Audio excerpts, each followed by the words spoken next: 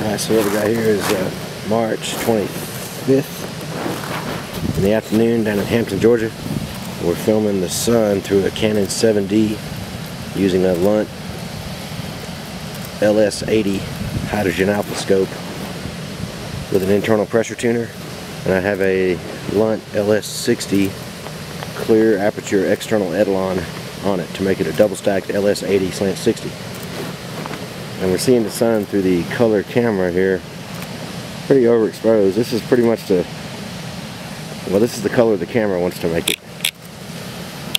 It's almost impossible to, that's pretty close to the color in the scope, but it's very difficult to reproduce the color in the scope with a color camera because it's using 3 different sensors, red, green, and blue, to try to reproduce one wavelength of light, which is red only. So it's pretty tough to reproduce it exactly like it's in the scope. You're either way overexposed or you have to go way underexposed to see details.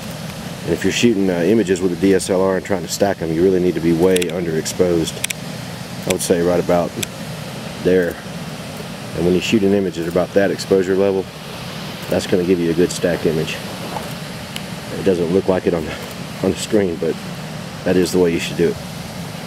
So I'm going to go ahead and shut off the movie now and take some stacked images of it, and then we'll see what those look like. This is Steven Ramsden. If you'd like to learn more about this, come to my website.